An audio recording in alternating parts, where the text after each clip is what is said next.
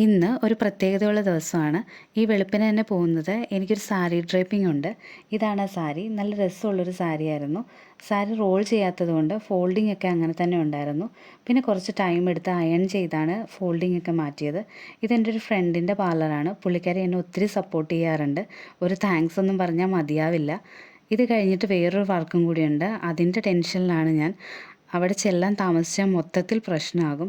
അതുകൊണ്ട് തന്നെ ഞാൻ ബ്രൈഡിൻ്റെ ഫൈനൽ ലുക്ക് വീഡിയോ എടുക്കാനൊന്നും നിന്നില്ല. സാധാരണ ഞാൻ അത്രയും ടൈമും കൂടി നിൽക്കാറുള്ളതാണ്. സാരി ഡ്രിപ്പിംഗ് കഴിഞ്ഞിട്ട് പെട്ടെന്ന് തന്നെ ഇറങ്ങി. അടുത്ത കസ്റ്റമറിന് പൂ വാങ്ങിക്കാൻ വിളിച്ച് പറഞ്ഞിട്ടുണ്ടായിരുന്നു. ഞാൻ ഇതാണ് വാങ്ങിയത്. ആ സാരിക്ക് ഇത് നല്ല മാച്ചായിരിക്കും. അടുത്ത വർക്കിനുള്ള ഐറ്റംസ് എല്ലാം പെട്ടെന്ന് തന്നെ ഞാൻ സെറ്റ് ചെയ്തു. വേറെ ആരുമല്ല, ഈ ഇരിക്കുന്നതാണ് ഞാൻ പറഞ്ഞ കസ്റ്റമർ. എൻ്റെ സ്വന്തം അനിയത്തിയാണ്. അവളുടെ കുഞ്ഞിൻ്റെ പേരിടലാണ് ഇന്ന്. 11:30 ഫംഗ്ഷൻ സ്റ്റാർട്ട് ചെയ്യും. ഇപ്പോൾ സമയം ഒരു 10 മണിയാകാറായിട്ടുണ്ട്. എനിക്ക് നല്ല ടെൻഷനായിരുന്നു ഇതെങ്ങനെ തീർക്കുമെന്ന് ഓർത്തിട്ട്. അതുമാത്രമല്ല, അവളെ വിട്ടിട്ട് വേണം എനിക്കും റെഡിയായിട്ട് പോകാനായി. പിന്നെ അവൾക്ക് ലോങ് ഹെയർ ആയതുകൊണ്ട് അതും കുറച്ച് പണിയായിരുന്നു. പിന്നെ രണ്ടും കൽപ്പിച്ച് ഞാൻ എങ്ങനെയൊക്കെയോ ചെയ്തു തീർത്തു.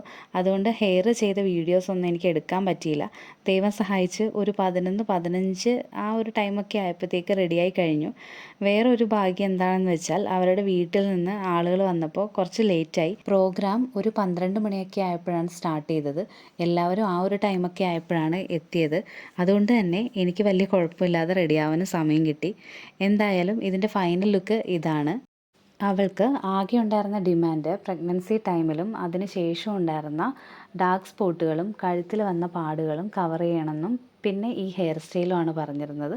സമയം വളരെ കുറവായതുകൊണ്ട് എന്നെക്കൊണ്ട് പറ്റുന്നത് പോലെ മാക്സിമം ഞാൻ ചെയ്തിട്ടുണ്ട്. ഇത് കണ്ടിട്ട് നിങ്ങൾക്ക് ഇഷ്ടപ്പെടുവാണെങ്കിൽ കമൻറ്റ് ചെയ്യണേ. എന്തെങ്കിലും സജഷൻസും കൂടി ഉണ്ടെങ്കിൽ അതും കൂടി ഒന്ന് കമൻറ്റ് ചെയ്തേക്കണേ.